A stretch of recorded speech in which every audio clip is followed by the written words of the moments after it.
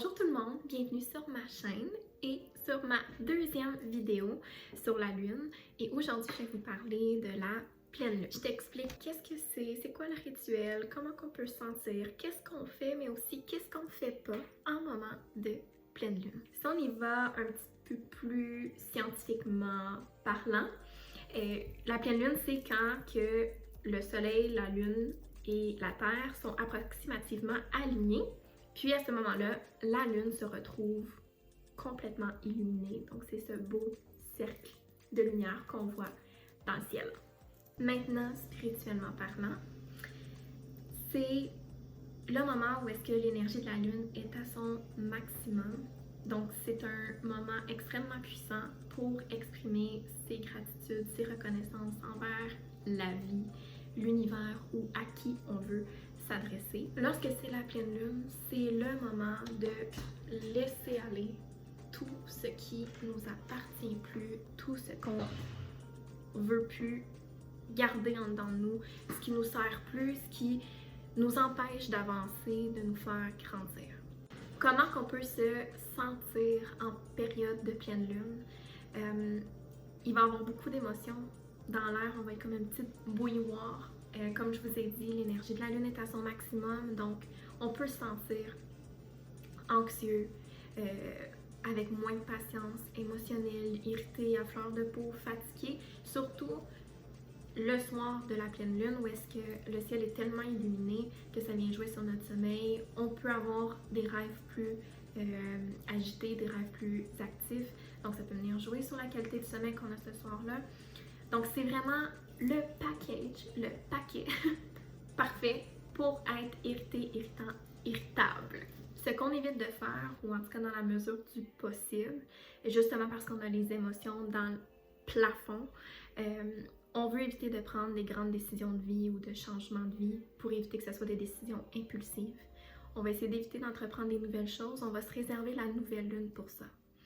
Si vous avez des questions concernant la nouvelle lune, allez voir ma première vidéo.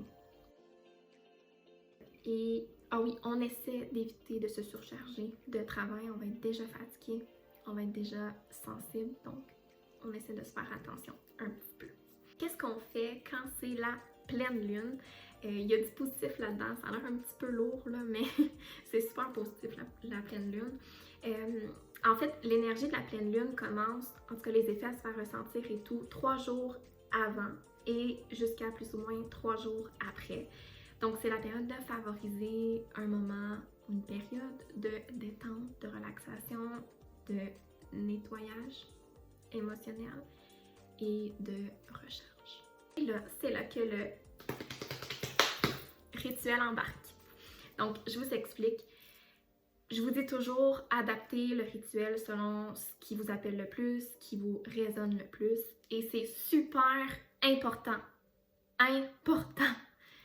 de ne pas se stresser avec un rituel. Ça sera jamais parfait, puis c'est bien parfait comme ça. Tout ce qui est important, c'est l'intention que vous avez derrière. OK? C'est tout ce qui compte. On va créer notre ambiance, donc vous allez avoir besoin de chandelles, peu importe combien vous voulez en allumer, une au moins avec laquelle vous allez travailler. Vous allez avoir besoin d'un pot d'eau assez grand pour mettre vos 2 mains dedans, je vais vous expliquer. Une serviette pour essuyer vos mains. Vous allez pouvoir mettre de la musique et allumer de l'encens. Allumer de l'encens parce que ça vient vraiment... encore là, ça dépend. C'est pas pour tout le monde, mais je trouve personnellement que ça vient vraiment créer une ambiance paisible, ça vient apaiser les tensions, ça vient calmer l'esprit, puis ça permet de vraiment nous concentrer et nous recueillir. Je vous invite à faire une petite méditation.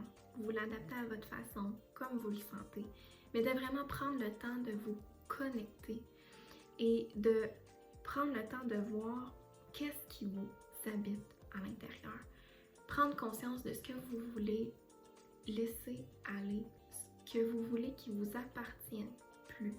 De voir qu'est-ce qui vous limite, les croyances, les pensées qui vous bloquent, puis qui vous empêchent d'avancer ou que ça fait trop longtemps que vous traînez. Je vous invite à prendre une feuille blanche, que ça soit une feuille lignée, peu importe, ça n'a pas vraiment d'importance. Mais ce qu'on veut, c'est écrire sur la feuille ce à quoi on a pensé, ce à quoi on a médité, ce à quoi on a réfléchi.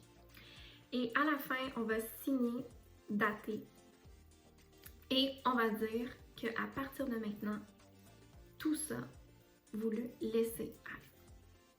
Tout ça, ça vous appartient plus.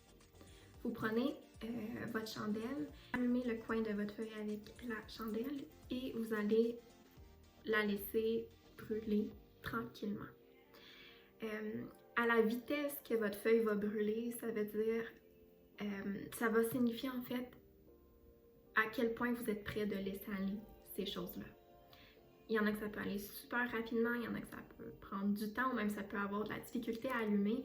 C'est tout normal, ça dépend, vous êtes où dans votre cheminement, dans votre processus, dans votre moment de let go, de laisser aller.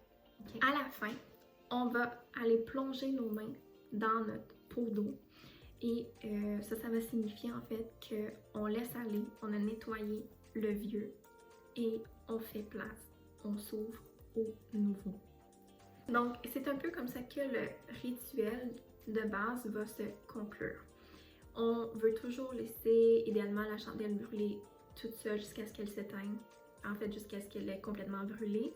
Si c'est pas possible pour vous de la laisser brûler, il faut se souvenir de ne pas souffler sur la chandelle. On va l'éteindre avec nos doigts humides ou avec un éteignoir, ou en tout cas on veut étouffer la chandelle.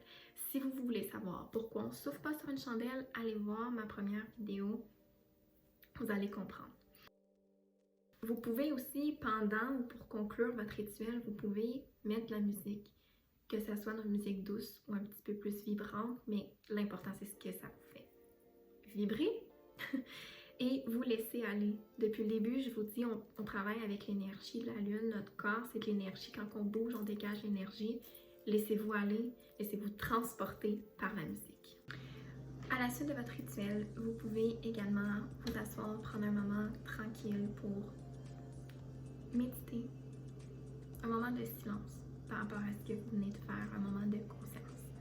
Vous pouvez également vous asseoir et faire un peu de journaling, donc écrire comment que vous avez vécu l'expérience, comment vous vous sentez, n'importe quoi qui monte en vous, vous pouvez l'écrire dans votre journal. Ou sinon, vous pouvez simplement aller prendre un bain chaud, quelque chose qui vous fait du bien mais qui vous permet de relaxer en même temps.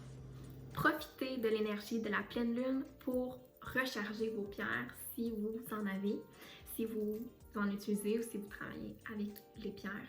Et on va faire notre water moon.